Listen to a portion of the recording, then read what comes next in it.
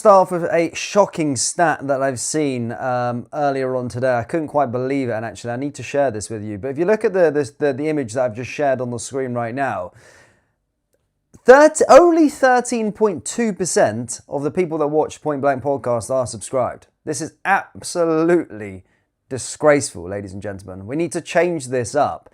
Guys, if you haven't already subscribed, make sure you do and hit the like button whilst you're down there. Don, what do you think of those stats there?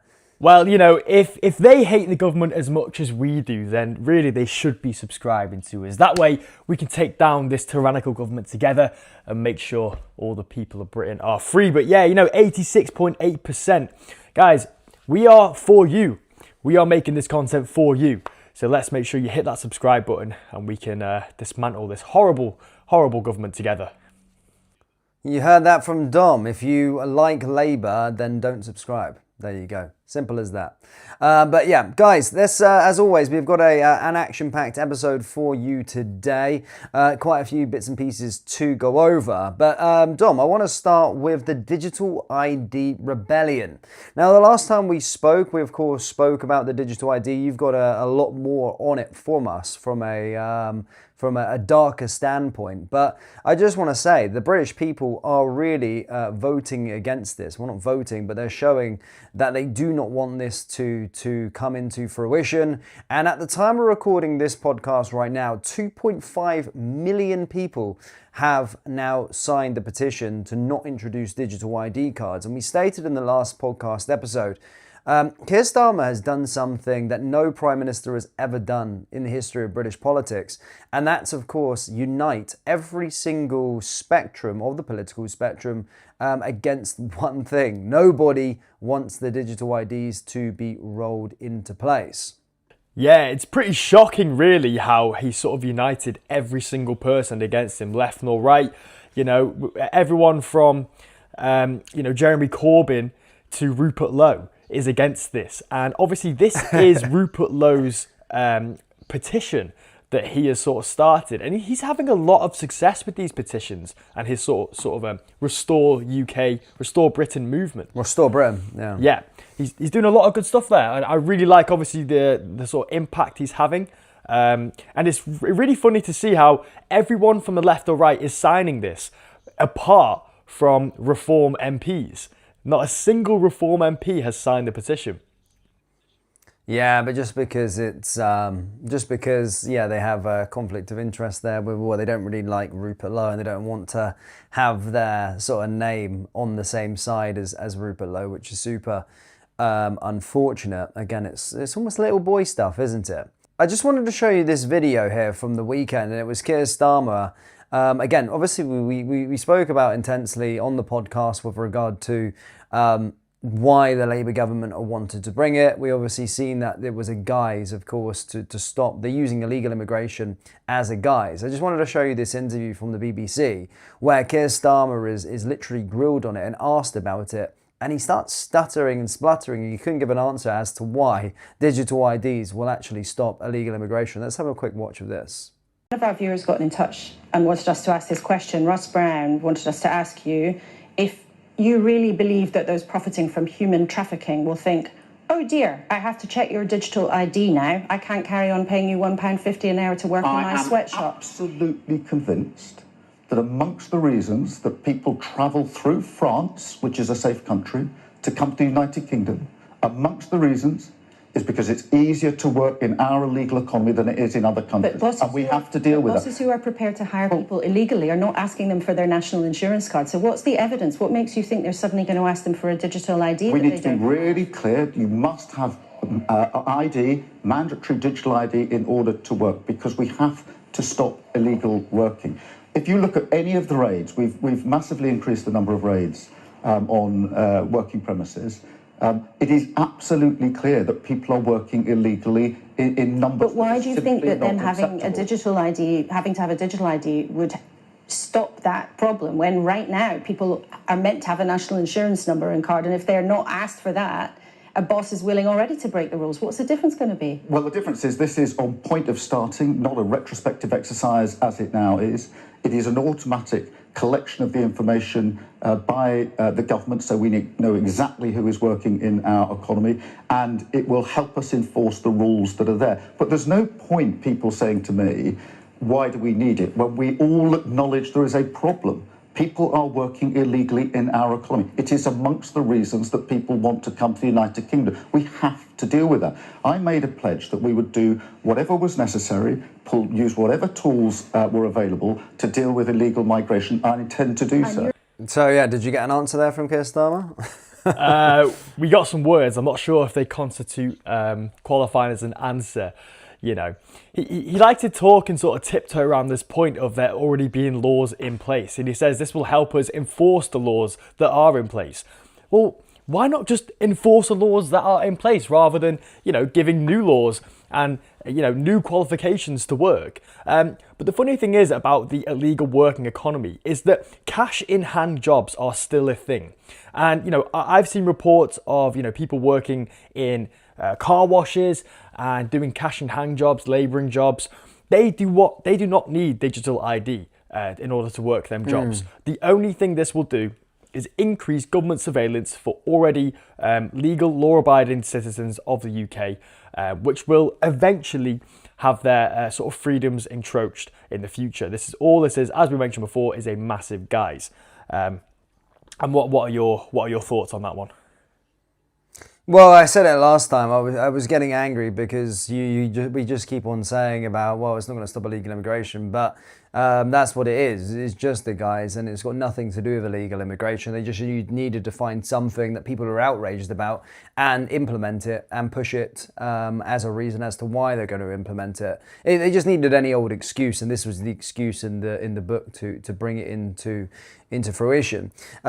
Since we last spoke, a guy that we're a big fan of here on the podcast, in fact, I'm a huge fan of his, the El Salvador president, Nayib Bukele, has came out publicly and stated that Keir Starmer's BRIC card is the mark of the beast written about in the book of Revelations. Bukele is arguably the world's best leader out there right now, in my personal opinion, and having completely already transformed El Salvador as a country in just a short time, he's attracting plaudits from across the world, and Bukele knows all about Starmer and Agenda 2030. But yeah, he's came out and said that it is the mark of a beast, what Keir Starmer's plan is with regard to this. He's been a pretty revolutionary leader for El Salvador. You know, not only with the crime, obviously the crime is the main thing there and the sort of mass imprisonment of all these cartel members, but really just being vocal on the world stage when it comes to sort of real issues like what we're facing in the UK. And I'm glad he's speaking up. You know, he's obviously very close with President Donald Trump, who's also shown his disgust about the situation there, and a lot of Americans likewise. But yeah, you know, I do fully agree that what is being implemented is the mark of the beast. It is a totalitarian state, or the first step towards one. And the sort of funding behind this digital ID scheme it shows some quite revealing stuff. So firstly, Tony Blair has been a massive part of this whole sort of push in order to get digital ID implemented in the UK. Now, he took a £250 million donation from Larry Ellison. So essentially, Larry Ellison gave £250 million to Tony Blair in order for Tony Blair's contract to be won by his own son. And that was lobbied by a politician called Peter Kyle. Now, Peter Kyle gave the contract to Ewan Blair, who owns Multiverse, which is really a front-end programming company. So he has now got the contract in order to build the sort of front end and the app infrastructure for the digital ID scheme. But that really leaves the question, who is going to do the back end of it? Now, this leaves a lot of companies in mind. Now, the company that springs to mind for me is Palantir. Now, we know Palantir's influence already in the UK with having massive contracts with the NHS. But really, what Palantir are is they are a sort of communication system between different government databases. So what they do is they manage to cross-reference a lot of different databases from their side of it, they build software, platforms, data integration, management, and analysis. Well, I personally think that they are the lead front runner in order to develop the systems in the back end of the digital ID scheme. So really what we're seeing is a lot of political lobbying in order to get this scheme implemented. And this is a first in the world really for digital ID, especially in sort of Western Hemisphere. This may be a precursor for what is coming in the US, with Palantir already at a massive market cap and being humongously influential within US politics. But yeah, it's completely perverse. Obviously, the contracts are being won by Tony Blair's son, and Tony Blair is lobbying Peter Kyle in order to get these contracts won by his son. The whole thing is a complete racketeering system. They're giving each other contracts. It's completely perverse and obviously against the will of the British people. But yeah, obviously having bad sort of funding there is pretty consequential to obviously the sort of fate of the United Kingdom there. And I do believe that obviously with time, these things will be shown to be a negative sort of consequences for the British populace. Yeah, so what you're trying to say there is that Tony Blair's son owns the company that's going to be trying to win this bid. Have they won the bid, did you say, or they're trying to win the bid for this, to be the company that rolls it out? They have won the bid, yeah. So Multiverse has won. So they've won the bid. So Tony Blair's son's company. I mean, there you go. That's it for all to see. Keir Starmer will be getting what it is a conflict of interest. I think if you look at it deep below the surface, we know the relationship that Keir Starmer has with Tony Blair, and simply it will be, yeah, a conflict of interest. It will be Keir, you know, you put this into effect, mate, you'll be looked after. Big time. Here's some dosh for you. You get 10% or whatever in terms of equity for just pushing this and making this mandatory on this deal. And simple as that. It's all about rubbing each other's backs. And certainly when Tony Blair's involved, you can certainly see something was a bit murky for sure. 100%, you know, he's always got some fingers in some pretty horrible pies. In terms of even like the net zero stuff he's pushing, wanting to be the sort of head of state for the West Bank when they get annexed by the Israelis. Yeah, weird things like that he's always been a part of. And obviously taking £250 million from Larry Ellison in order to get this stuff implemented. Does that put Oracle as a front runner for like a Palantir-esque kind of technology system in the UK? We don't know. But, you know, the thing is, these people are good at arbitrage, okay? This is one of the key things that George Soros was really good at. They were good at funding sort of politicians in order to get contracts to then make 10x what the lobbying cost is worth. So they would lobby a couple of million and then they would win a contract worth 20 million.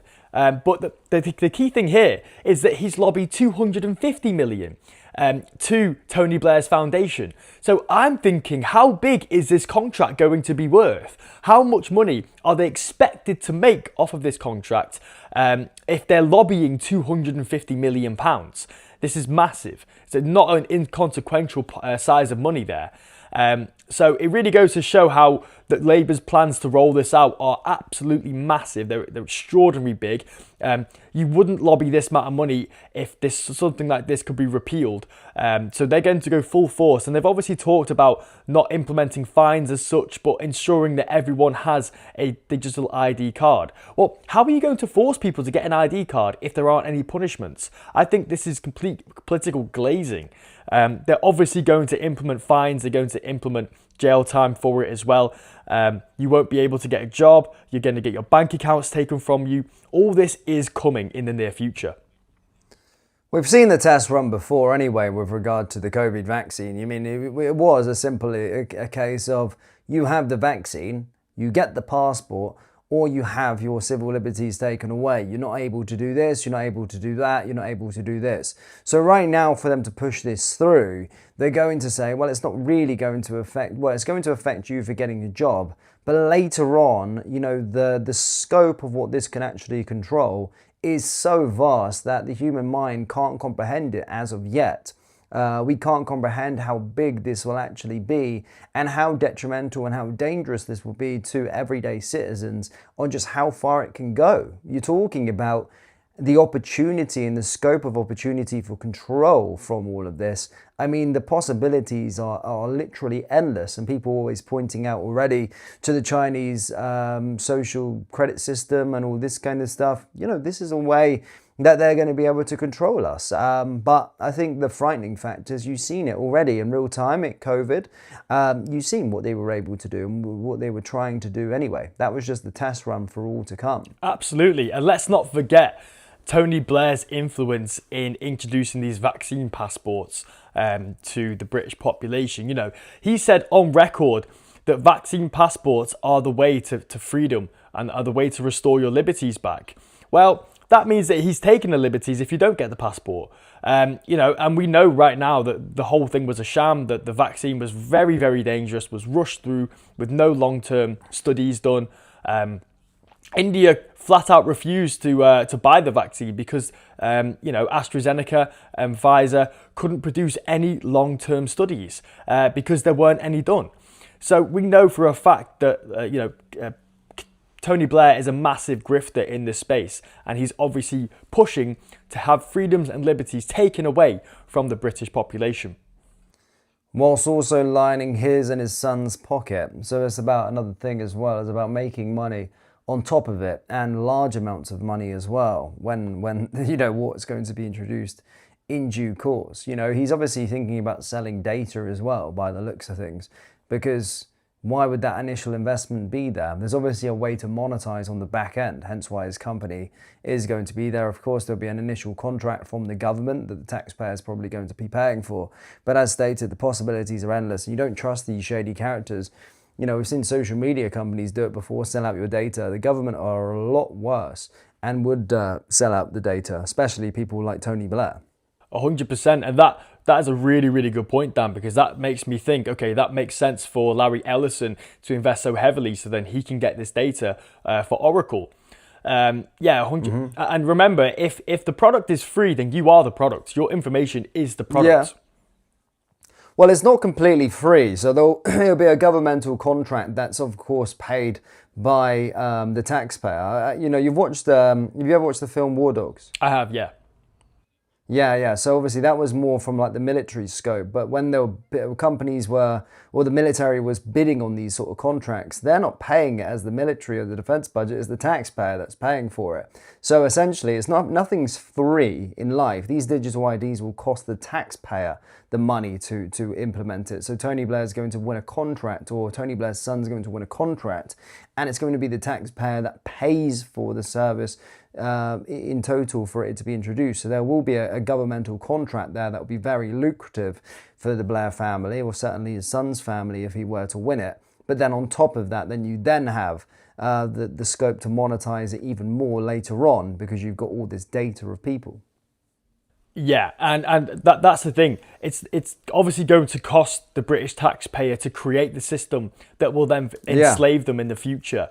It's really quite ironic because of the amount of backlash that the British public have obviously taken from this, with that petition well over 2 million signatures as well. And as we mentioned before, from left, right, up or down, every single person is against this.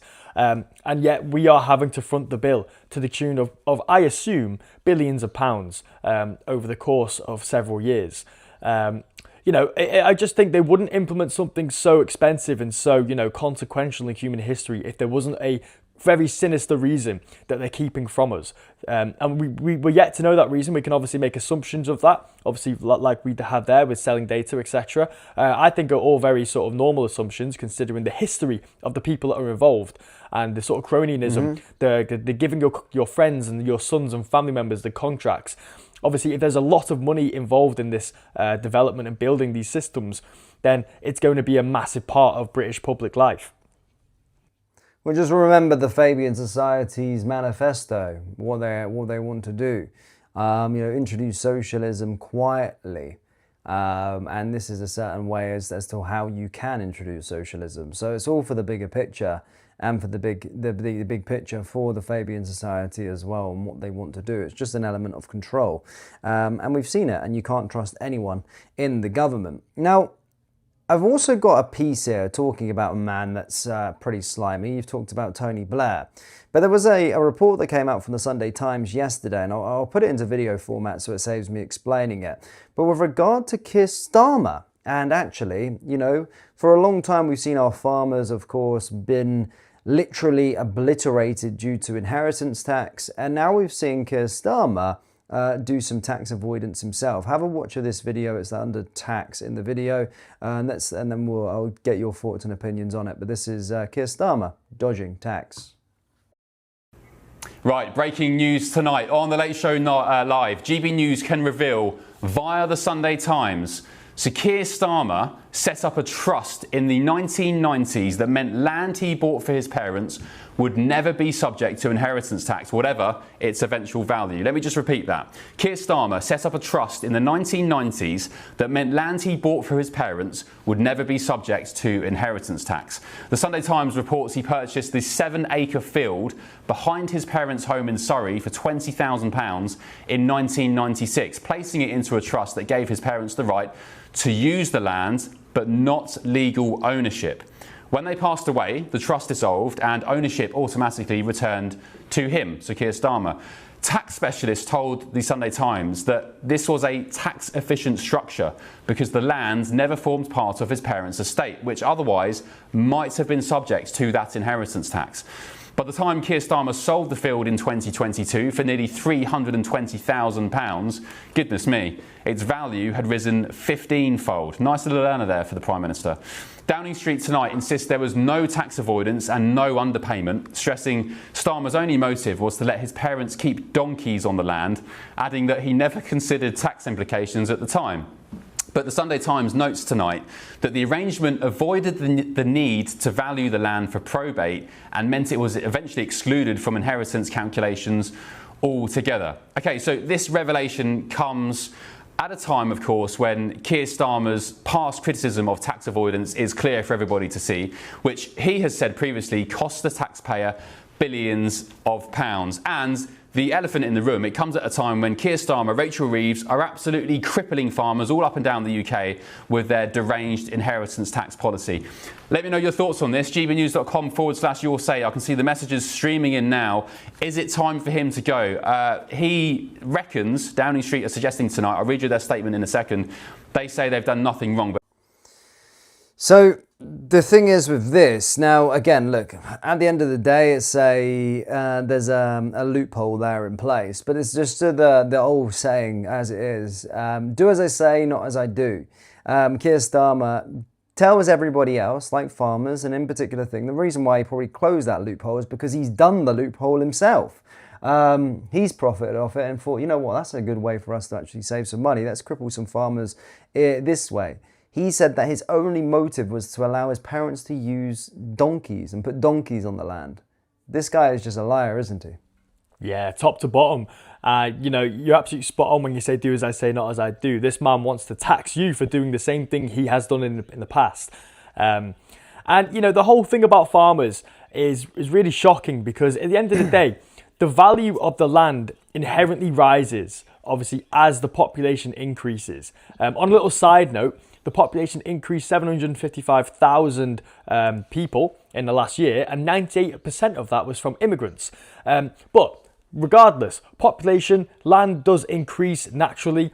Some of these farms are absolutely massive, valued at millions and millions of pounds. And yet they only make, you know, 50, 70,000 pounds a year. And yet these farmers have to work every single day. Never to mind pay off the assets they buy or the liabilities in terms of tractors, etc. These people are not rich. They don't live crazy lives. They don't have amazing lifestyles. They're on the farms. They're working night and day, rain and sun. And you know, to tax them what is just an arbitrary value of their property based on the size of the land is absolutely abhorrent. And it is a scheme in order to get farmers, get the land that farmers own. Essentially, they want to seize the assets of the farmers because they're valuable, and they want to build probably more bloody HMOs or migrant hotels on there. So it's clear as day what they're doing. They are trying to seize the land, and we can go back to the sort of original Fabian Society manifesto from 1884, which says the exact thing. public land is never used right. All land needs to be public. Sorry, private land is never used with the best interest of the public. I'm paraphrasing here. And they said that the government should own or compete in the market as much as the private sector. Well, this is exactly what they're implementing right now, but through progressivism, through a slow roll of socialism into the British society. And this is only the first couple of steps. You're seeing it with digital ID, and now you're seeing it obviously with the farmer's tax. But it is really consequential, obviously, to have the Prime Minister using tax efficient schemes. Okay, we all know what that means. You know, we're not stupid when they say tax efficient. It means you set up systems in order to avoid paying tax. Now, I fundamentally am for that. But when it's the Prime Minister who is then changing the laws that he has done in order to then tax future people doing them laws, them same systems, it's completely, it's contradictory to himself. He's a hypocrite through and through. That's when it becomes hypocritical, because it's running streak within running rampant within the Labour Party. We literally just seen Angela Rayner get sacked for the exact same thing, where, well, not like that, but she was trying to avoid stamp duty tax. And then, you know, she's the one implementing this within the United Kingdom and onto its citizens, but just completely turning a blind eye to it personally. So it was always under that sort of motto, as we touched upon, do as I say, not as I do. They live by that, and all of them are at it big time. Yeah. And this is the problem with socialists and socialism, is the people at the top of socialists, champagne socialists, they want the people to live like that, but they wouldn't live like that themselves. No, you know, all these people pushing for, you know, mass immigration, some refugees welcome here, would never accept one of these refugees into their home.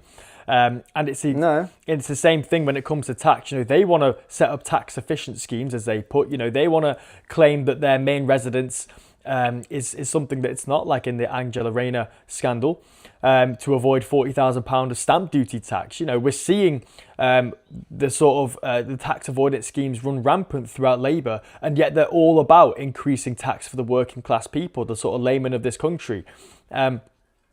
You know, it's completely through and through hypocritical, and really they need to check themselves. They need to look inwards and make sure that they're doing what they say they're doing before projecting that onto the British populace. But they would never. As stated, they will always live in their own sort of world. They want to infiltrate the country with law-abiding third world migrants that will work for very, very cheap and not complain, not moan, so they can live under socialism power, turn the country into a shithole, and after their time is done, they can just jet off and leave the country and live somewhere nice and hot on their taxpayer-funded pension for the rest of time. Yeah, and you know what? It does have me thinking, really, that are they purposely like pushing the UK into a lot of chaos and distress, and then bringing in the digital ID as a saviour to all of these problems? Do you think that the migration is intentional? That the crime in London and etc. is intentional, so they can bring digital ID in as a sort of, you know, a save-all type of program that solves these issues? Well, it's clear. Well, yeah, I suppose it could be, but everything's a guise for it, because it's all about control at the end of the day. But illegal immigration certainly is something that is happening purposefully. It's not something that's just happening on by accident. Why does a country just allow all these third worlders to come into their country when they can easily stop it with a navy? Or they can easily stop it, for our case in the United Kingdom, by just securing your borders. That's the only answer on how to stop illegal immigration. You look at Donald Trump, we speak about it every single time. He managed to stop it, he managed to solve it. So there are powers in play, there's levers in play if you actually want to stop it, but it's not a part of the agenda. He's a globalist, is Keir Starmer. You know, he's a part of something far bigger than just being the Prime Minister of the UK, and they want this to happen. They want the place to be turned into a shithole. They want Europe's downfall, because it's not going to affect them, but they can certainly see their lives. They don't care about trashing the United Kingdom as long as they have control and that they can profit on top of it. And then, of course, once their time is up, they can jet off somewhere else and go into the sunset, and it won't be their responsibility. Yeah, they're simply just puppets implementing his sort of bigger global agenda, probably funded through the World Economic Forum, Davos, etc. Yeah. And Keir what is is Davos, the point in definitely. leaving? Oh, 100%. He said categorically, he was asked Westminster or Davos, and he said Davos. Again, that's treason for me. But, he's implementing these sort of globalist agendas at the behest of someone a lot more bigger and more powerful than him. And merely he's a puppet, and all of the sort of other MPs for Labour as well are simply just puppets for greater organisations that want to see the demise of the British Isles. In keeping on Keir Starmer, but some other news actually. Keir Starmer, yesterday news came out actually that he is now officially since polling began, the most unpopular Prime Minister ever. Keir Starmer has hit the lowest satisfaction rate of any Prime Minister since 1977. So this is when records began. In a new IPOS poll, Keir is now the most unpopular Prime Minister on record with his satisfaction rate at minus 66%. It is the lowest satisfaction rating record by Ipsos for any Prime Minister since 1977, worse than previous low records by Rishi Sunak just months before the general election. He and Margaret Thatcher, John Major, all far, far lower by a considerable amount. He is now the most unpopular Prime Minister since records began. Let me just give you a little bit of more context on it. To put it into perspective, Keir Starmer sits at minus 66%. Rishi Sunak before that general election was minus 59. Liz Truss was minus 51. Boris Johnson was minus 46. Theresa May was minus 44. David Cameron was minus 38. Gordon Brown was minus 51. Tony Blair was minus 44. John Major was minus 59. And then Margaret Thatcher, of course, minus 56%. So Keir Starmer has hit the bottom of that. And they've also said, by the way, I still can't believe this, but 16%, just 16% of the UK believe that Keir Starmer is doing a good job. I really want to sit and interview these 16% in all honesty, but I don't know what they're seeing that others aren't. But yeah, 16% of the country would vote for Keir Starmer, or at least say that he's doing a good job or a satisfactory job at this moment in time. Yeah, how sort of delusional do you have to be in order to think he's doing a good job? He really started his run in the most sort of consequential way by jailing all of these people who were protesting the Southport killers. That was really a sort of glimpse of what was to come in his sort of 5-year reign. And we're only sort of a year and a half into it right now. But from then, he's just gone worse and worse. And this is what happens when such a small... he wins the election with such a small amount of votes. I believe was it 6 million or something like that? Yeah, it was because 20 million people didn't vote. So that's why they got in. They were describing it as a landslide victory in their own words, not mine. And yeah, on paper it certainly looks like a landslide victory, but it's because 20 million of the UK didn't vote. So yeah, that's the reason why they got in. 100%, the 20 million people who were sort of politically homeless hopefully have found their homes in the coming, sort of the past few months. But yeah, we can easily, that's over three times the amount of people that did vote for Keir Starmer. So, how is a man who's got only 1/10 of the people in the country voting for him, less than 1/10 of the people, now running the country? Well, he's running it, obviously, to everyone's surprise, unfavourably. He's not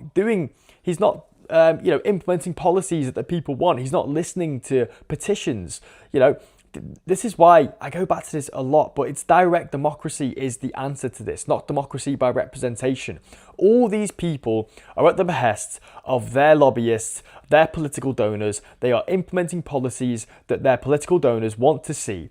And the political donors are funded by foreign countries, by the World Economic Forum, by globalist agendas, by everyone who is anti-nationalism. This is the key here. They want to rip down national pride.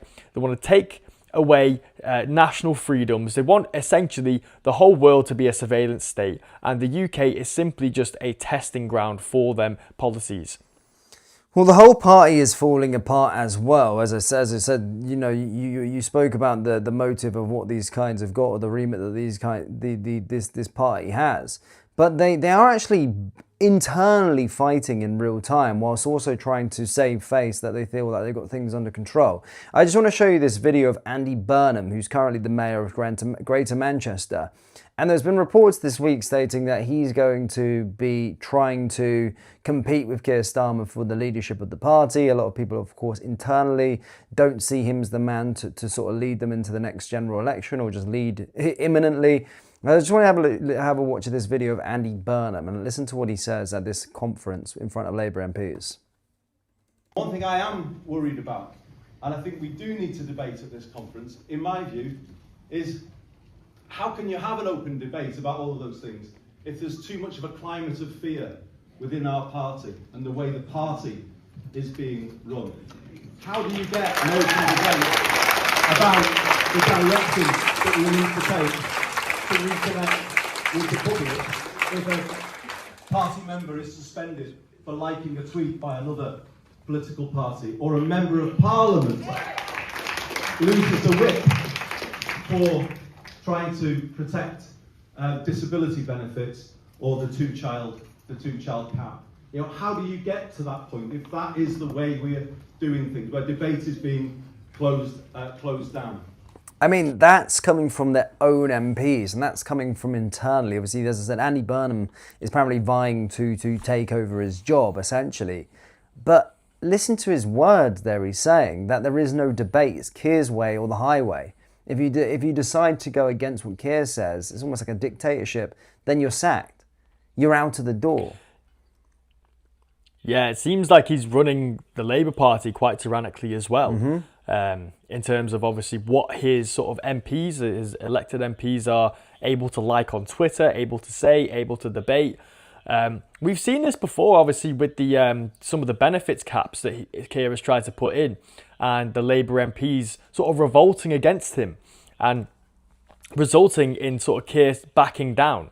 I don't think this would be the first time, I don't think it'd be the last time, that we see similar things happen.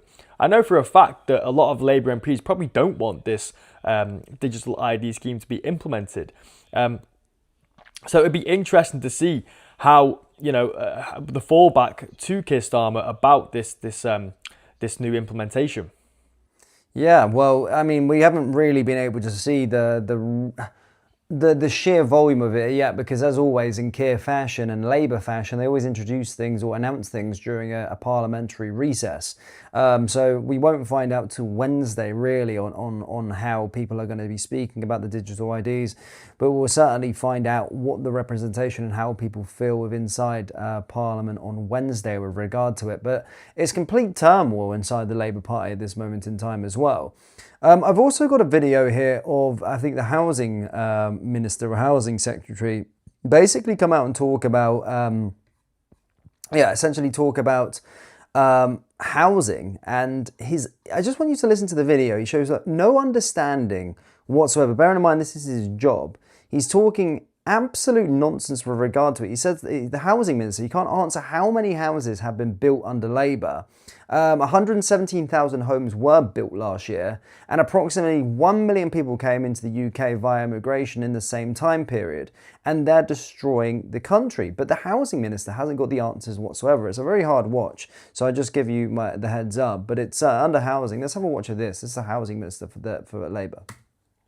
How many homes have you built so far under Labour? Well, do you know how long it takes for a planning application to go through? Just how many? Do you know how long it takes? Just give me the figure. Well, we're currently dealing with the figure. We're currently dealing with the tail end of what the Conservatives were doing, because it takes more than 18 months from an application to the home being built. Please answer the question. No, but I'm not going to take the blame for what the Tories did. No, I'm going to take the blame for what Labour does if it goes wrong subsequently. Can you we're take changing the rules to speed up planning so that the problem we're seeing now doesn't happen again in future. How many houses have been built under Labour so far? Starts have gone up by 29%. What I can't do... Can you give me a figure? I know it's really low, and I'm appalled by it as What's well, but that is because the Conservatives didn't get the applications through. Please don't tell me you don't know the number as Conservatives didn't get the applications through. Do you know? 29% up starts. No. How compared many to the previous new year. homes have been built since Labour took power. I don't have the exact. I'm not Wikipedia. You don't have. No, I'm not Wikipedia. No, I'm you're here to the talk to you housing about policy. secretary. That doesn't mean I know every single statistic going on in the entire housing sector. You don't know how many only know it homes. because it's written in front of you. Well, but I'm not tell in me what it charge is, and of housing. How can my producer have this figure and you not have it? Well, because somebody's researched it for you and given it to you, and You someone should hasn't know researched it for me and given it to me. What I know I need to do is build new You're homes. the housing So we're secretary announcing and you today. don't know how we're many announcing houses today have been plans to completed build under Labour. a new generation of Genuinely. new towns for the first time since the Second World War. That will be more than 300,000 new homes, giving young people the chance to get their foot on the housing ladder, giving people that are stuck in squalid, substandard, expensive rental accommodation the chance to get somebody that they can afford. Okay, to rent. forgive me. It's putting the key to a decent homes Forgive me. in the hands of the British Forgive me, people. Steve Reed. Because you've got a stat on a bit of paper that I haven't got. Says nothing whatsoever. I'm other than you're surprised. trying to do a gotcha moment. I'm not and that's trying so to- sad for your viewers because they'd probably like a sensible debate. This is silly. Yes, it is. It's not a gotcha. Camilla, it's very silly. It's not a gotcha for me to ask you as Housing Secretary how many new homes have been completed since Labour took power. That is like the most But I know basic it's stat. unacceptable. I know it's unacceptable because we're dealing with the tail end of the Tory failure to get applications in. Okay. They scrapped housing targets. We're putting them back in. We've got a law going through Parliament now that will get royal assent in November that will speed up the planning process Right. so that when we get an Well- application, quicker to get a consent, quicker to get spades in the ground, quicker to get that home built, somebody can buy it, somebody can rent it. We will end the housing Okay. crisis that we saw under the I'll tell Conservatives. you how many have been built so far. It's 117,390. And it's too low. It's far too low because at that rate it's going to take 13 years to reach your 1.5 million Yeah. housing target by the end of Parliament. But I fear, Camilla, you're not listening to what I'm saying. I'm because what I'm listening, saying but is I've we're just asked you for a really Well, you're not basic listening. figure and You you're keep saying it's a speaking over gotcha me and when it's I'm not. trying to explain what we're doing. So we're changing the planning laws. It's going to get royal assent in November. It will speed up the planning process, and then we're working with the developers to make sure that they're training up enough people in construction, in engineering, in quantity surveying, so that we can build 1.5 million homes over the course of this Parliament. It won't be built at the same rate in year 5 as in year 1 because the changes that we're making now will make it go faster as we work through the Parliament. So we will get those homes built. The level right now is unacceptable, but it's at that level because the previous government didn't do, when they were in power, what I'm doing today to speed it up. Well, So yeah, thoughts on Steve Reed there? Yeah, I mean, clearly was incredibly defensive over that question. I do, in a way, I do sympathise with some of the things that he's saying in terms of the sort of the paperwork and the sort of bureaucracy that resides within planning and stuff. But, for the housing minister to not know how many houses he's built since coming into power, I think is pretty self-explanatory. He's obviously condemned them figures as well, said how it's unacceptable, and he wants to put changes in. Well, he said them changes are going to come in November, so we'll have to see if that actually does speed up the process. But he really did pin it back. Go on. No, after you. No, say, finish what you're going to say. I've got something else to He really did sort of pin it back onto the reporter there with this gotcha moment. And it really isn't a gotcha moment. It's a really simple answer. How many houses have you built as Housing Secretary? Well, that should be a straightforward answer, regardless of whether that figure is favourable for your political campaign or unfavourable for your political campaign. The British people need to know. So he's really just pinning the blame back on the reporter for asking really just fair questions. Yeah. I mean, it's like what you got to say is a simple answer to it is how many houses have you built? Well, 120,000 so far, and yes, it's unacceptable. And I'm looking to try and get this going at a quicker rate. We obviously want to do it at a quicker rate. It's easy, it's harder, it's easier said than done, etc., etc. Explain the sort of mechanics that go out there, but stress that 120,000 is not enough, etc., etc. And that's the way to sort of answer it. But again, you can't answer basic questions, and that's problematic. But the other thing that I see that's a problem here is that the building houses, right? So the building houses, the shortage, they want to get 1.5 million houses built by the end of Parliament, which is 2029. But as stated before we went into the video, 1 million people came in last year through immigration. Or just shy of 1 million came in through immigration last year. So it's Yeah. almost counterproductive because there's, you need to, if you're going to be increasing the immigration up, then you need to be immigration up. The target for the houses has to be even more. So it's almost like filling up a bucket with a hole at the bottom. Of course, yeah. And remember, the native British population is growing incredibly slow compared to the immigration that is happening. As I mentioned before, 98% of new people in this country are immigrants, not native-born British people. And of that 2%, we're looking at between 15 and 20% of sort of foreign ancestry there. So, the actual real stats are actually incredibly low in terms of how many British people are actually being born in this country. So yeah, absolutely. And where are these houses going? Well, they're clearly not going to the British people. The government right now is competing within the rental and the housing market against its own people. The banks are buying contracts. The banks are buying houses to use as HMOs that the government will then fund for 5 to 7 years with contracts to fill with illegal immigration, illegal immigrants. So, our own tax money is competing against us in the economy. And again, it goes back to the same Fabian Society quotes. That the government should compete with the private market in every single aspect necessary. But the government have the use of the Bank of England. They can print as much money as they want and essentially just tax it back out of the public sector. So yeah, I do think he's a little bit slow in terms of actually responding to that. And he really just went on the defensive when that reporter asked him that question, which shows obviously he is implicated in the lack of housing. Yeah, no, I agree. Of course, the autumn budget's going to be coming up very, very soon. I've got another interview as well, actually, of Rachel Reeves this morning. And this is an absolute car crash of an interview as well. But basically, she's asked the basic question whether VAT is going to be increased over the next couple of weeks. This news reporter literally loses the plot with her, and she can't answer basic questions. But I'm reading between the lines here, and what this is suggesting her answers means that a VAT increase is, of course, coming, despite in their first manifesto that wasn't going to be the case. But have a watch of this. Are you going to, can you rule out increasing VAT? It's a yes or no? What I'm saying to you no, is I've asked the question, can you rule out increasing VAT? A reason. I know, but can you rule it out? The manifesto stands, and it stands for a reason. Look, I'm not going to, on this programme, 2 months ahead of the budget, to go through it line by line. No, I've only asked you about one thing and one line. Yes, but we made that commitment in the manifesto. We made it for a reason, and those commitments stand. Those commitments remain our commitments for this budget and for this Parliament. The manifesto stands, Susanna. Okay, so sorry, I just want to translate this. You will not increase VAT in the budget.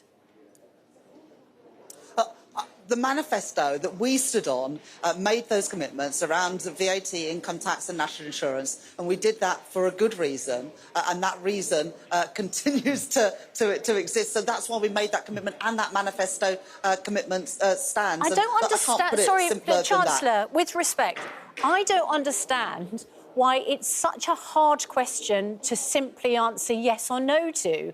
Nobody's asking you for the reason why you put it in the manifesto. You put it in a manifesto because you wanted to win an election. What people want to know is, are you going to raise VAT? It's a simple yes or no answer. Yeah. No, the problem is, Susanna, is that as soon as you answer one question, you'll move on to the next one. We made a manifesto commitment about those 3 specific taxes, and that manifesto commitment stands. And it is really important for me that at the end of this Parliament, and indeed after the budget, that working people feel better off. And at the budget last year, and I'd say, judge me on my record, because at the budget last year, we had to fill a black hole in the public finances. I wanted to put more money into the NHS. Lots of people said, oh, you're not going to be able to stick with your manifesto commitments, and we did. I did stick to those manifesto commitments. It meant difficult decisions elsewhere, but in our budget last year, in my first budget as Chancellor, we stuck with those commitments, and what I said before that is those manifesto commitments stand. They still stand, and they stand now. Yeah, why do they all speak like that? I know, right? They just like categorically are lying. You can just sense it, can't you? I think it's like body language experts. You can tell they're lying, but they have this way of speaking. They all speak like it from like Keir Starmer sort of downwards. They all speak like that, like a robot that needs charged a little bit, and it's like it's not a fully functioning robot.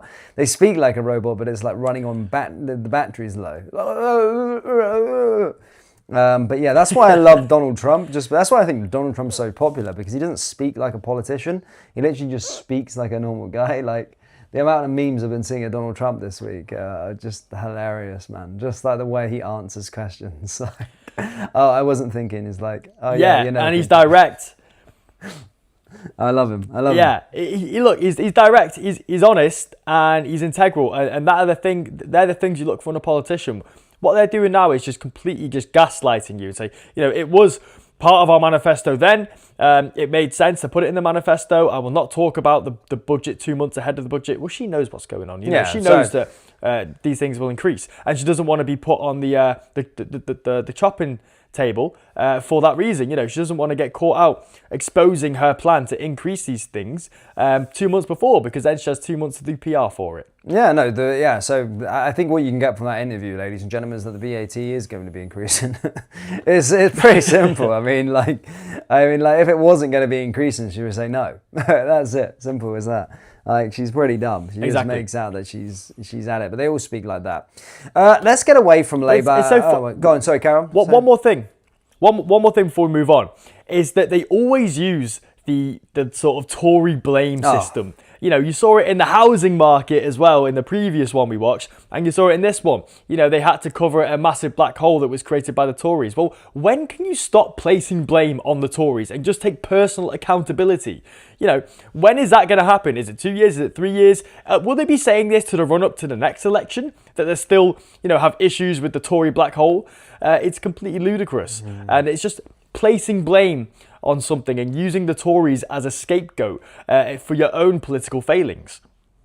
Yeah, they always do it. I mean, they're not going to blast after 2029, but imagine if they did do a second term. The year is 2034 and they're still blaming the Tories at the backwardness of the country. Yeah. I mean, Jesus, it's like, come on. Like, fair enough, like a few things in the first few months, or let alone the year at a push, but my goodness me, you can't keep blaming the Tories for it, for God's sake. And actually, I'd rather the Tories in power now than Labour, for sure. They've made the country go backwards, 100%, and 100% wise. For sure. I seen a damning report this morning, and you're going to shed a little bit more light on this one, as the supporters love your breakdowns. UK Health Service promotes first cousin marriage as a good thing. Am my eyes deceiving me here, or is this true? Well, unfortunately, the NHS did produce a report, which I'm really struggling to find because they might have pulled it because of the backlash. But essentially, they said that, it can be good socio-economic thing. Obviously, not thinking about the birth defects that come from that. But I've got some very interesting statistics from the first cousin scandal of marriages that we're having in the UK. Obviously, this did go to a vote in Parliament, which was voted down very swiftly. Was that not second cousin, though? I'm sure it's first cousin marriage is illegal in the UK, is it not? It is. I'm sure the push for the ban was a second cousin marriage. Or let me have a look. Let me just check. First cousin marriage is legal in the UK. Is it? It is. Wow. Shit. I didn't even know. What? And oh my God. Oh shit. Sorry, I take it back then. Yeah, apologies, Dom. Sorry. Fuck, I didn't think we were that backwards as a country. I thought the whole debate was about second cousin marriages. Jesus. First cousin marriages are illegal in the UK. That is mental. You learn something new every day. Yeah. That is bonkers. And damn, the statistics are incredible. Incredibly bad. In terms of certain communities that reside in the UK. So, as it stands right now, there was a random poll, I think it was over 100 people who were asked this question. 55% of British Pakistanis are married to their first cousin. That's over half. Now, the figure of 55% was reported in a 2021 study. It involved 100 randomly selected British Pakistani mothers from West Yorkshire who were found to be married to their first cousin. Now, excuse me, Pakistanis make up 3% of the population, yet are associated with upwards of 30% of the genetic birth defects in the UK, which is obviously paid for and funded by the NHS. And that is according to NHS academic data as well. This is just completely backwards. Why are we allowing such a barbaric practice to happen in the UK when we know the effects that has on the economy? It's costing us billions of pounds a year to, facilitate this backwards society thing from Islam.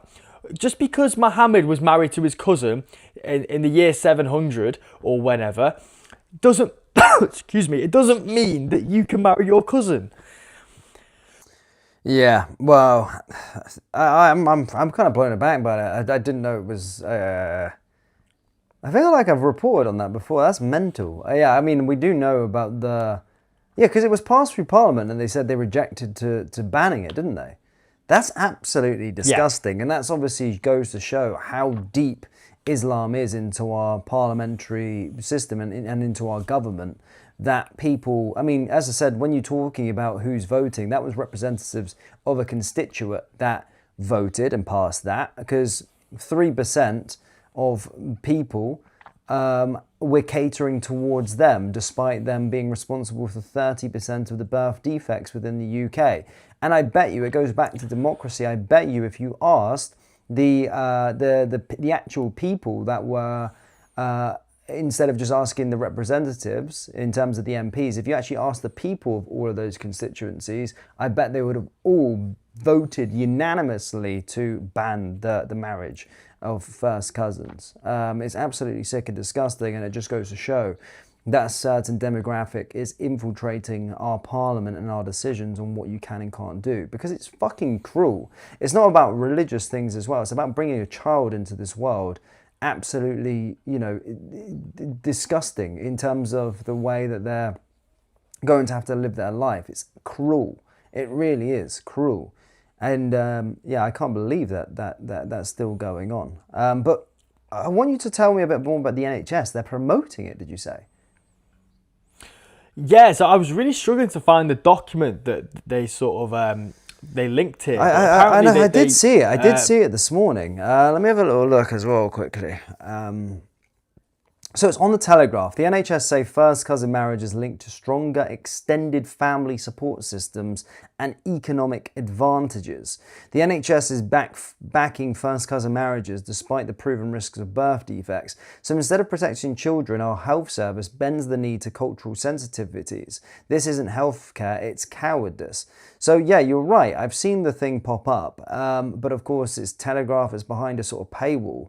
But we've seen what happens and we've seen the birth defects. But yeah, as stated, the Telegraph's report, you are right, is saying that the NHS have been urged to, the first cousin marriage has benefits despite the birth defect risk. Yeah. Wow.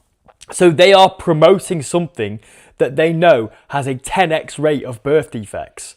Because being 3% of the population get 30% and above of the birth defects, well, that's a 10x rate.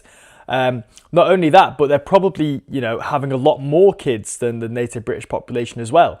So it's just a massive burden on the economy. It's a massive burden. The taxpayer will be funding this through and throughout. That they should not have any access to any of these public facilities when they know for a fact that, these things will be fronted by the public, and they know for a fact the dangers that pursue when they go down this line. This is pandering. Dom, this is our health service. There is no benefit whatsoever to marrying your cousin. The NHS is actually supposed to deal in founded science, not Islamic doctrine. Yeah. They're supposed to actually, they're trying to give us the best suitability for health. They should be siding with certain ideologies or certain things. They should be going with backed science, not not trying to pander wokenism. It's bonkers. This is health we're talking about, and they're saying that it's okay. Fuck off, NHS. Bullshit. Absolutely. Everybody can tell that that's not the case. We've had Richard Holan, who's been quite outspoken. He's a Tory MP. So his quote is, "Our NHS should stop taking the knee to damaging and oppressive cultural practices. The Conservatives want to see an end to cousin marriage as a backdoor to immigration." Well, you had 14 years to do that, mate. You didn't get it done. But Labour are deaf to these sensible demands. Keir Starmer should stop running scared of the misogynistic community controllers and their quizzling, whose appears in the form of cultural relative obsession sociology professors, and ban the practice of overwhelming majority from every community in Britain who want to see this ended for good. He's spot on. Why on earth are we funding them for their weird cultural fetishes? If I may put it like that. It's barbaric, and you're right, it's Islamic doctrinism that has been pushed through the NHS, the fucking service that's meant to provide health and make the British population more healthy. Well, they're promoting practices that increase birth defects by 10 times the rate. No, this is crazy what's infiltrated it. Look, I've just shared my screen with you. I'll put the picture up for the viewers. But this is also another thing I've just seen here on the NHS website. Chest feeding, if you're trans or non-binary. Chest feeding is feeding your baby with milk from your chest. If you're able to be chest fed, it's your decision whether you do and can change your mind at any time. You'll be fully supported in any decisions you make. This is... Why is wokenism indoctrinating or coming into our health service? Chest feeding. They know that that's not biologically the thing. Breastfeeding, talking about non-binary, giving I'm not saying chest feeding, giving breastfeeding to a child. So we're gonna have a man with his dirty nipple just so he feels like a woman, putting his nipple into a child's mouth to chest feed it when there's nothing happening there. That's more of a fetish. Again, that is nothing more than a disgusting, perverse, paedophilic fetish that, you know, the trans community is pushing as liberation for their community. Really, I want to see, you know, the end of sort of human trafficking babies as well to these obviously perverse couples. You know, I am a traditionalist when it comes to that. I believe family is between a man and a woman. I believe that's the optimal family structure in order to develop children. But, you know, giving babies to trans people, I don't think is, or trans people having babies, I don't think is a good practice. But back on the cousin marriages, we have a Dr. Patrick Nash, who is an expert on religious law and director of the Pharaohs Foundation of Social Science Research Group in Oxford. Now, he's called the guidance in relation to the cousin marriage, the first cousin marriage, as truly dismaying. He said that cousin marriage is incest, plain and simple, and needs to be banned with the utmost urgency. There is no balance to be struck between this cultural lifestyle choice and the severe public health implications it occurs. The official article is deeply misleading and should be retracted with an apology so that the public is not misled by omission and half-truths. Now, the NHS guidance points out the practice has been legal in the UK since the 1500s as a loophole for King Henry VIII to marry Catherine Howard, his ex-wife's cousin. But his ex-wife's cousin is not his cousin. So, yeah, it's a bit of a perverse sort of... you know, interpretation of that law there. And again, why are we referencing laws from the 1500s? No. You know? If I'm going to be honest, in the history of the first cousin marriages, Catholics banned first cousin marriages in the 6th century and second cousin marriages in the 14th century.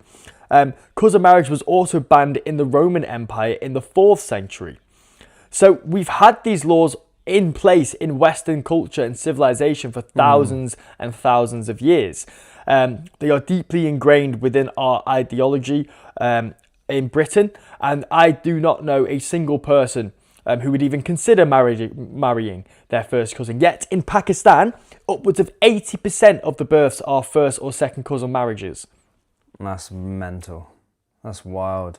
Yeah, but you're seeing it in real time that this just is infiltrating, this wokenism and perverseness is just infiltrating our health service. Bloody hell. You know, that is dangerous. You know, it's meant to be data backed, science based, not wokenism pandering towards other things. It's like I sent another thing as I've been scrolling on stuff, just to go on to, I know it's a bit different. Oh, no, it's on healthcare though. But there's the Quebec Supreme Court out in Canada ruled that the government have allowed a throuple, so 3 men, to adopt a 3-year-old girl. And they've adopted this 3-year-old child. So what they are is a throuple. So it's 3 men together that have managed to adopt a 3-year-old child in Quebec. Now the 3 men are campaigning to have equal father status of the little girl. Absolute peak degeneracy in the province. In such decision, there is zero consideration for what the girl needs to be and the best for her development. So 3 gay guys who have a fetish that have all come together to have this 3-way relationship have managed to bring a 3-year-old girl into their perverse setup. Yeah, and I think, you know, as a little side note, if you actually look at the rate in which, you know, gay parents sexually assault their adopted children, it is remarkably high, much higher than obviously traditional man and wife relationships. So, you know, it goes back into the ethics. What is actually best for the child? Can anyone actually give me a logical argument that says having a throuple, having a 3-man relationship is beneficial for a child? No one can give me any argument for that, because it's wrong. It's culturally wrong, and it's wrong for the child as well. And, well, you know, after you.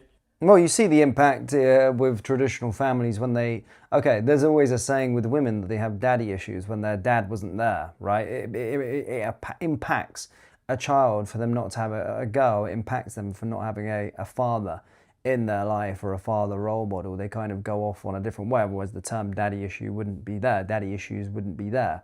And the same could be said for a boy that grows up without his father or grows up without his mother, or the other way around.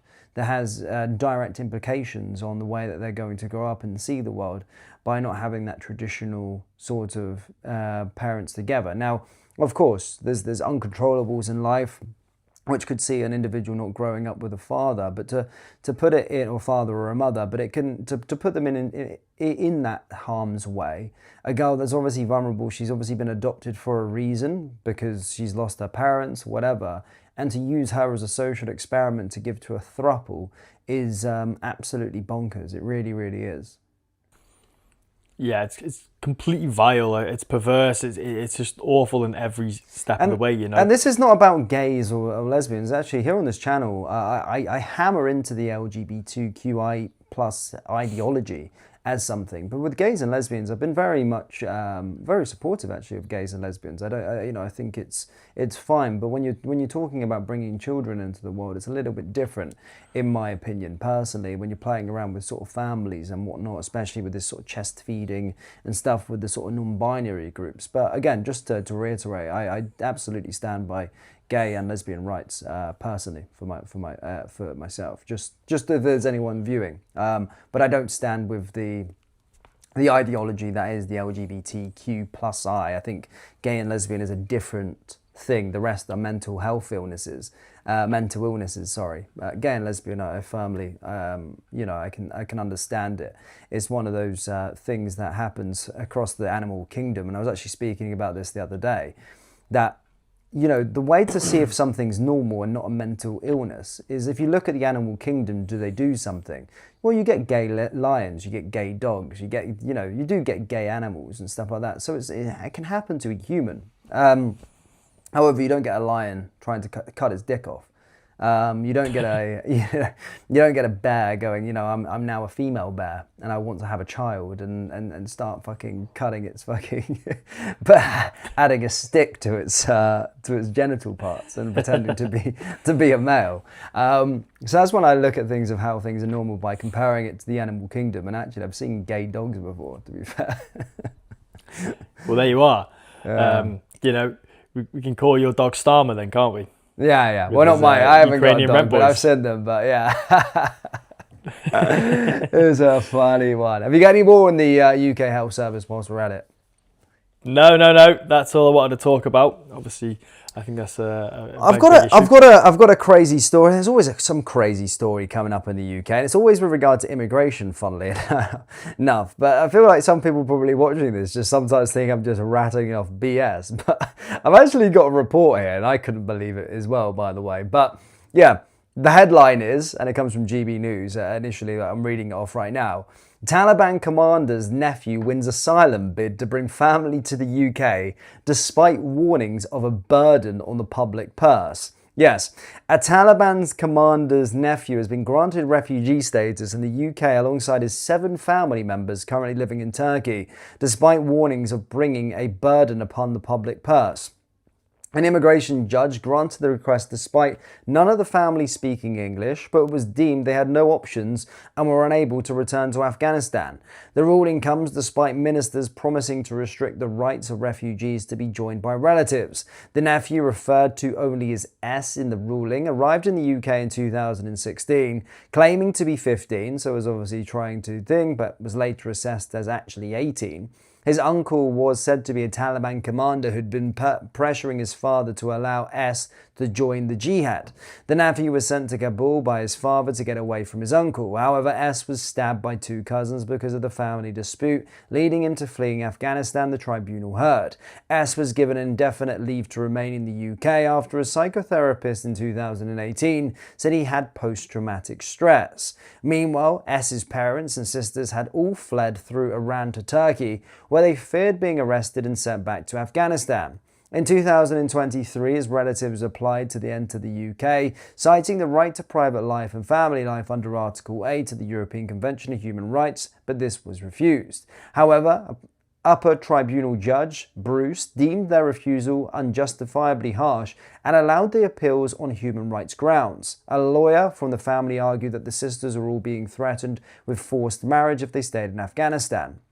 One sister had married an Afghan man in Turkey, but split up after he beat her with an iron bar and he was eventually deported. She had another sister who had been working illegally in Turkey to support a diabetic parents who were both houseburned. An expert argued S was constantly re-triggered by his worry for his family, although he had been able to visit Turkey twice to see them.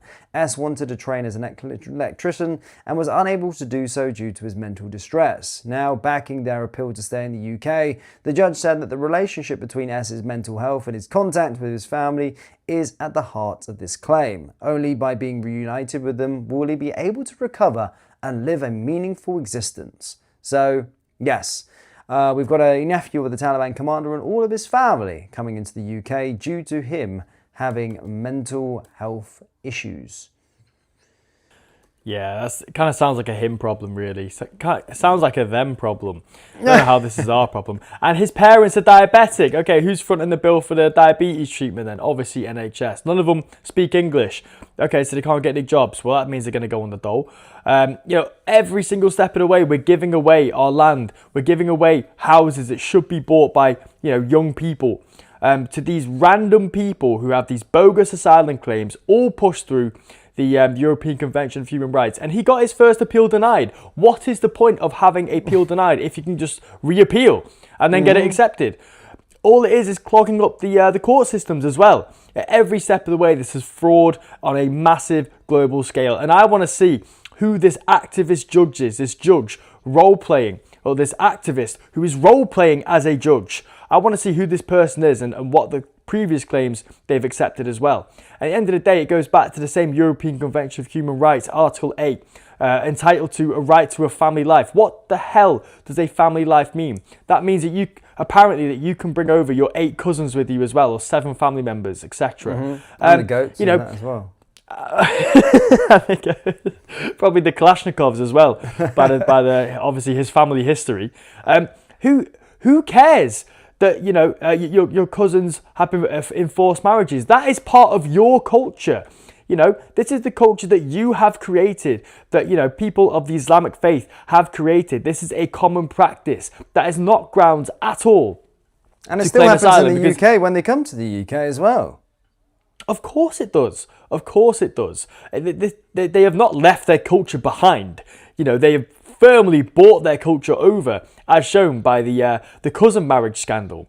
But it's the same thing. Forced marriages are a part of your culture. Does that mean that every single person who lives in a Muslim country can claim asylum because they're being forced to marry? It just sets a precedent. That's the way it looks like there, especially when you're in these human rights courts. That's just the way it is. So, yeah, you have to leave it. But these judges are complicit in the downfall of our country, just allowing an individual that's going to have no benefit towards our society whatsoever, now just moving in with all of his family. He's not 100%. An asset to the community. He's not a pillar to the community. He's a detriment to it and a burden on the taxpayer. You know, he's got PTSD. He can't even work. So he's clearly on the dole. All his family members are going to be on the dole. And what this does is it sets the legal precedent for future asylum claims to get accepted using the legal grounds that he won his case on. Yep, and that's how it's always going to be for the rest of time. Moving on, I've got another story here from you, actually, that you're going to give us thoughts on. There's a gang rape in a churchyard. That is correct, yep. So, there was a woman who was gang raped in a churchyard by a group of men before a Good Samaritan managed to step in and help. So, a woman has been raped by a group of men in a churchyard in Oxfordshire. She was in her 30s and she was raped outside of a church called St. Mary's Church in Banbury. This happened in the early hours of Sunday morning. Now, appeals have been made for a woman who tried to stop the horrific crime to come forward. And she's yet to come forward, but hopefully she does, because she might have some, obviously, incriminating evidence to the people who had raped her. Dan, there's been some interesting sort of details left out of this story. We don't know any of the names, nor race, nor what they look like.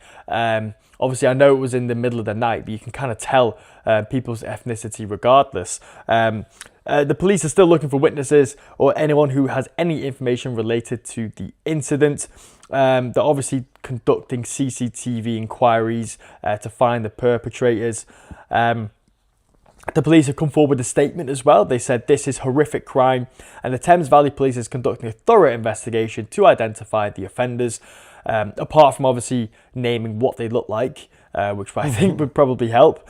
We're supporting the victim with specifically trained officers at this extremely difficult time. She was raped on a Christian church premise, Dan. Yeah.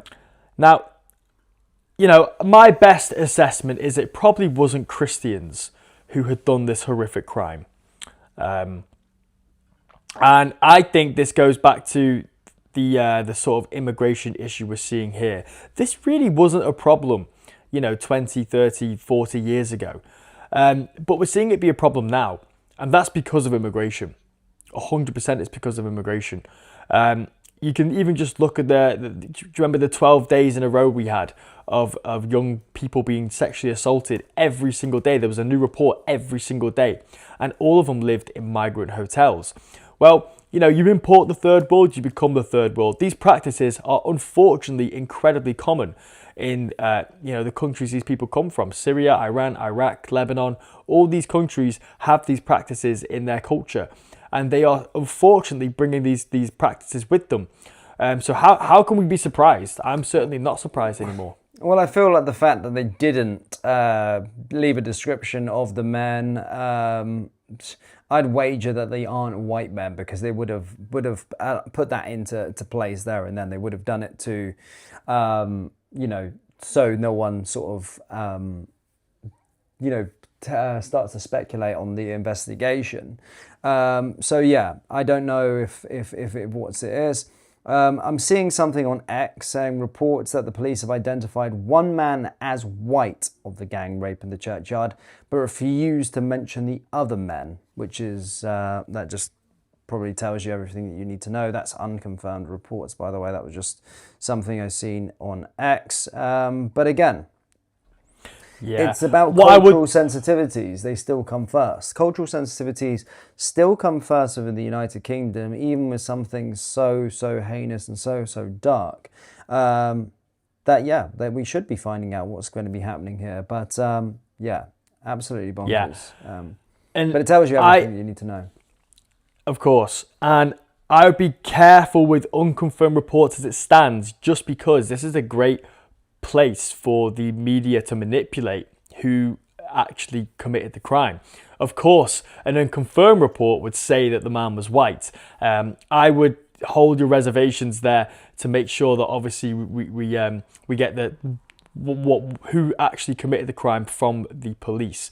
Yet we don't know if they'll actually release the criminals' ethnicities and their names, etc. But yeah, I think this is a massive place for the media to obviously spin the story against white people. 6 men in a churchyard. That's bonkers. Yeah, but I think you can connect the dots from what isn't being said. I feel within the United Kingdom, that's always the case. You know, they let it simmer, and then you won't find out any information. It will go quiet. People will be outraged about something else, and then they just release the details at a later stage. That's kind of the way they go about things, which is absolutely sick and disgusting. Yeah, it's violent, and you know that the police are now just a puppet of the government arm. You know, they're there to hold up the status quo and make sure that the government doesn't look bad when these things happen. Of course, they're going to, you know, not release any of the incriminating data that would potentially put people who are obviously a different ethnic minority and ancestry in relation to this crime. Obviously, they're going to withhold that data, as we've seen them do, for as long as physically possible to soften the blow of the media impact. Yep, facts. Talking about kind of police, I've got your daily, I know you like these on the podcast, a little daily dose, a bit of a compilation of the disgrace that is the UK police. I'm sure you've seen one of the videos. We've got 2 videos of essentially the police dealing with people with Union Jacks or St. George's flags. And in one initial video, we're going to see a police officer or a police liaison officer violently rip a flag out of a little girl's hand. She's a 16-year-old, reports are saying. But what you're going to see is essentially one girl with a Union Jack in front of, I would say, hundreds of pro-Palestine mobs that also in this video have a defaced Union Jack in the video and are jeering and doing stuff. This girl was doing absolutely nothing but holding a Union Jack, peaceful, not doing anything. And just look at the way that the police officer deals with this situation. It's saved under video 1 in the drive. Have a little look at this.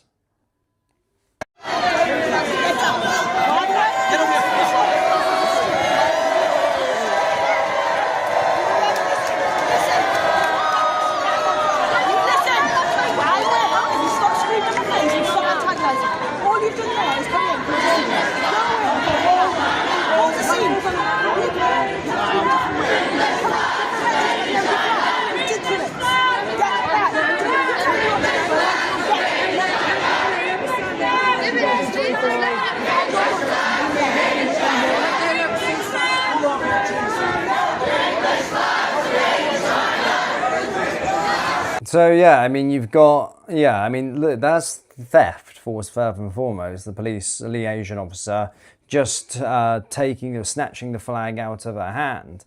I'm not sure what she's going, what's happening there at all. But what are your initial thoughts on that? I think that's absolutely appalling. The officer forcibly grabbing the Union Jack from her because apparently it's a threat to the large crowd of far left protesters.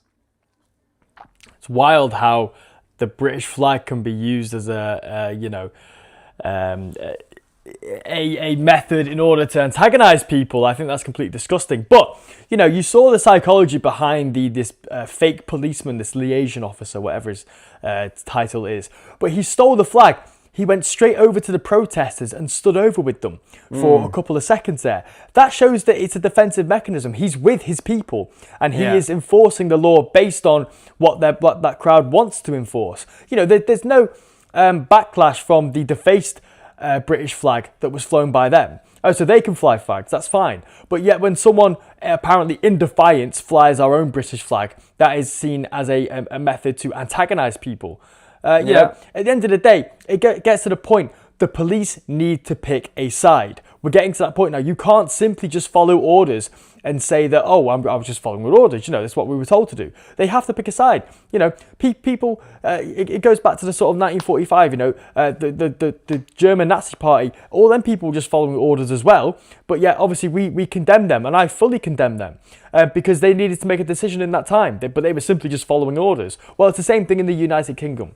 If you do not agree with what you are doing, then you need to question your authority.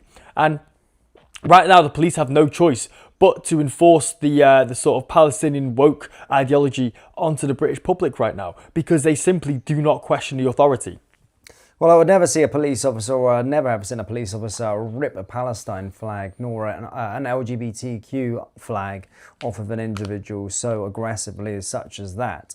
I mean, it would be front page news if that was the case. But I've got another video from the same sort of protest as well. Again, another British patriot with the St. George's flag, this time being demonised by police officers. It's saved under flag. Have a watch of this one. I'll just head on down to the protest then. Right, so put your flag away until you get there. What's happening here? They think I've got to put my flag down. I can't have it at any part in the city or anywhere. Why's that? There's I've got to put it away in place. Take it back out my bag. And That he can't have his flag? There's conditions in place in relation to protest. There's Palestinian flags flying along there, you know. They're in their designated protest area. So you have to have a designated protest area? Yeah, What's happening, Yori? Watch all the time. They've got their flags out. They're in their designated area, which is being... But isn't the UK just a designated area for your flag anyway? Well, today there's obviously... Isn't that right? The whole of the United Kingdom is a designated area for the flag, isn't it? So you can only fly that in certain areas? Who made that rule up to They're all on the lamppost. Billy Moore. I know, but your bosses are lefties and they're all for that mob. How can you fly a Palestinian flag They in are city in their designated protest This is our area. country, man. They're in the designated protest area.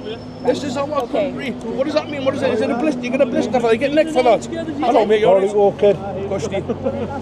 I've never heard that before. I have never heard that one before. You can only fly your flag in a designated area. The protest area. If they're going to pull any flags down, Billy, it should be them ones there, man. It doesn't make sense. They give you the home. So you need a designated area to fly the Union Jack or the St. George's flag inside the United Kingdom. Exactly, but they're viewing our British flag as a symbol of protest. You should be, yeah. I mean, how you should be fucking able delusional to. are you? Yeah, I know, but you should be able to just be able to fly that wherever you wish. It should be, you know, encouraged to fly that wherever you wish. And you want to carry the flag of your country around on you, even on a pin badge. Essentially, what she's trying to say then, if I wore a Union Jack pin badge, I'm only allowed to wear that in a designated area because it's a sign of protest. Exactly, they're viewing our national flag as a sign of protest. Well, I don't see it as a sign of protest. I see it as a sign of support for the British national ideology. You're not protesting anything by waving that flag around. And if you take offence to the flag, well, maybe you should go somewhere else. But I do see this. I do see other things as sign of protest as well. Obviously, the Palestinian flag and the LGBTQ flags, they're clearly sign of protest because they're protesting what is happening, obviously, in Palestine and Israel at the time. So obviously that is seen as a sign of protest because it is a foreign flag. Yeah. But yeah, I think it's completely delusional. You can't make this. How can these officers? You can't make this. I was just going to say, how can these officers have consciousness?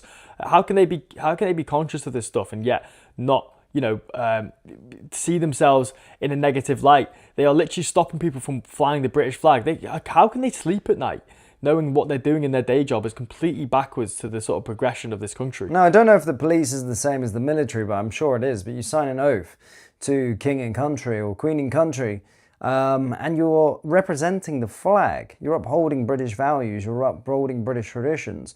There is no way, I don't know how we've got to a place over the last sort of 10, 15 years that flying a country's flag is now seen as a sign of protest.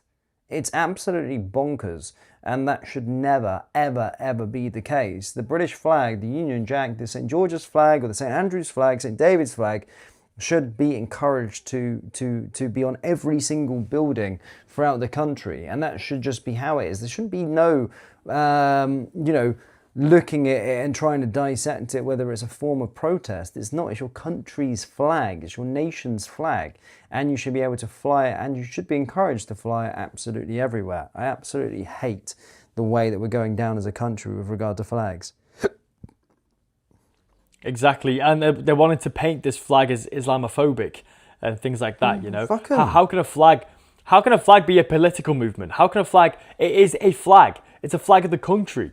And speaking on Islamophobia, I've got a very interesting video about a 2009 prediction of the sort of state of the future of how they're going to use these buzzwords like Islamophobia. Yeah. So it's on my doc. It's the bottom. It's the bottom link there. Give it up or give it to your deadliest enemy and pay for the rope that will choke you. This is very urgent business, ladies and gentlemen. I beseech you.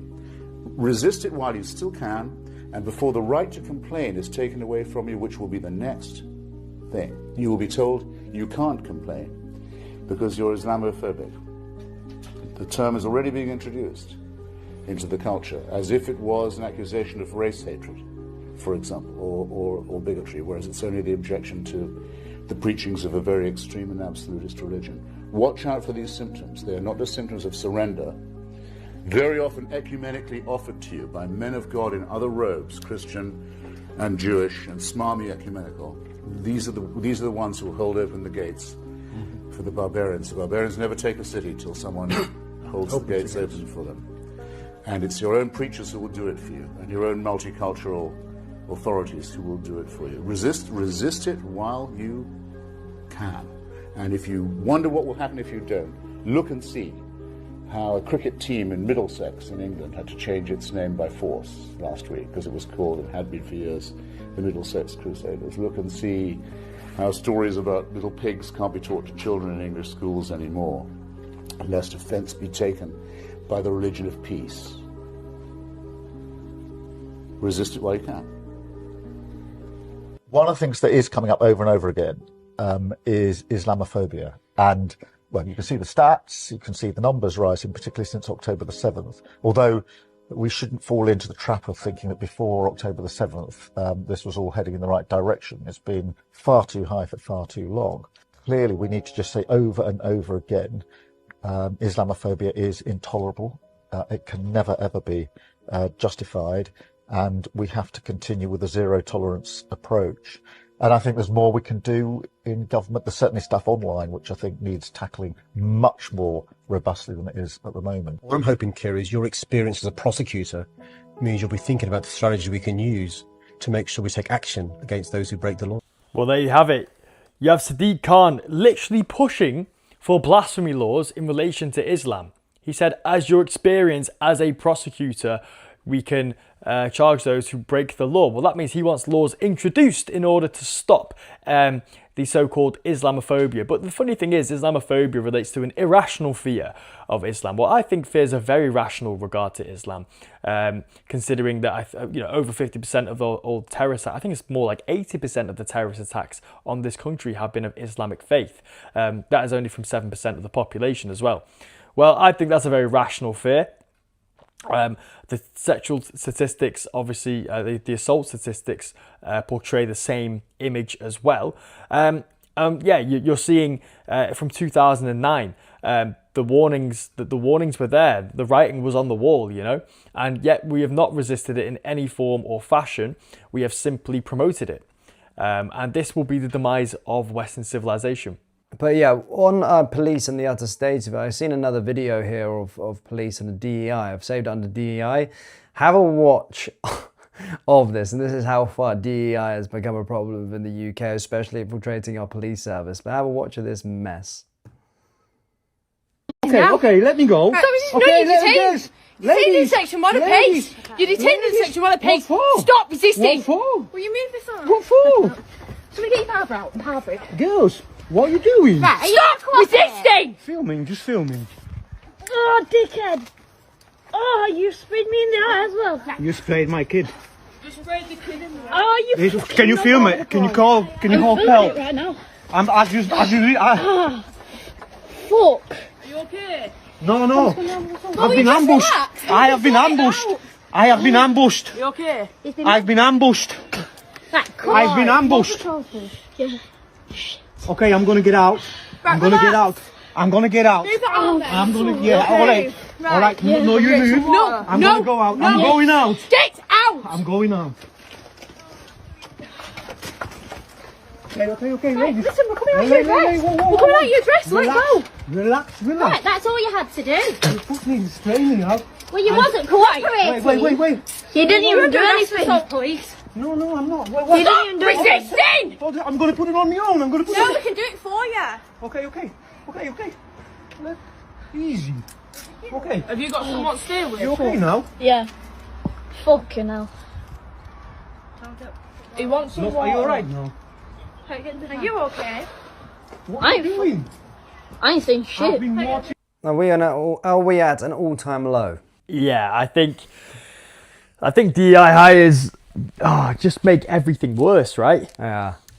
You know, what did Martin Luther King say? He said, "Judge me of the content of my character, not the colour of my skin."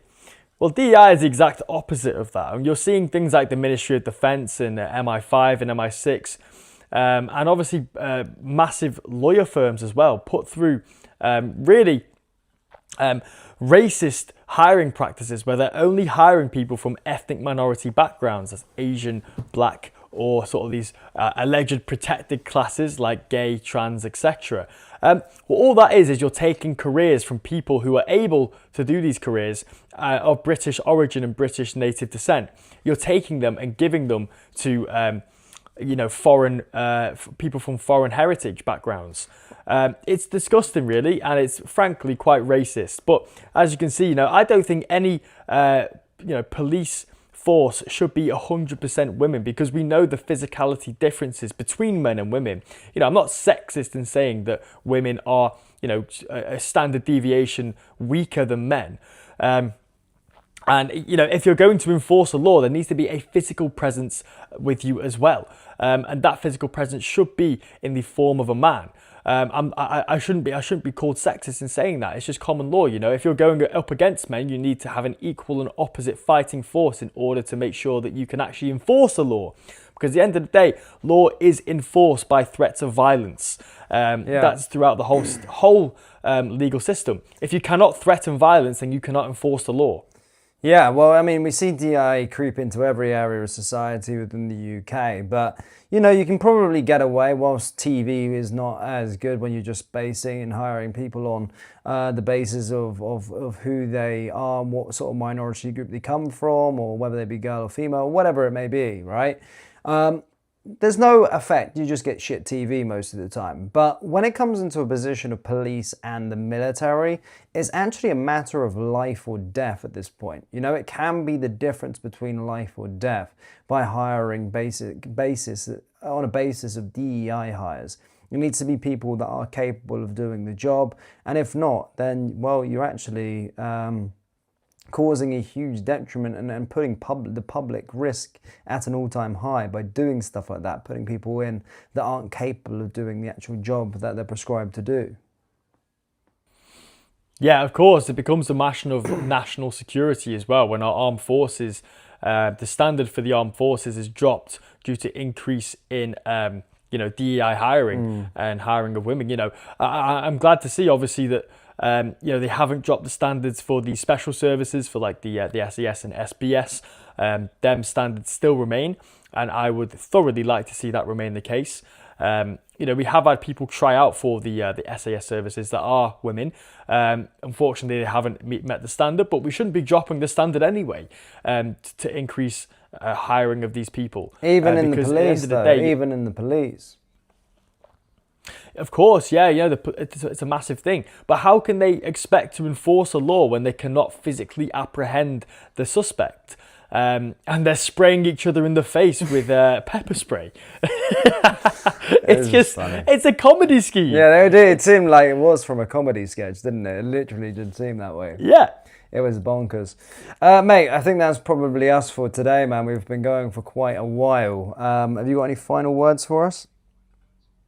No final words. I just want to say, guys, If you are not subscribed to the podcast yet, please do. We are nearly 20,000 subscribers. That is our next goal. The support has been incredible. You know, we really like to see you all enjoying the clips and whatnot. So yeah, make sure to hit that subscribe button. And yeah, we're going to be back to our standard show in a week and a half, maybe, I think. Yeah. We'll probably... Yeah, in the studio, next Monday. The whole studio's coming together. So yeah, thanks for bearing with us at this time. But yeah, we'll be in the studio very, very soon, and the harmony will be a lot better as well, where we're face to face and not over a call. But we've been bearing with it, and I hope you guys have been enjoying the show.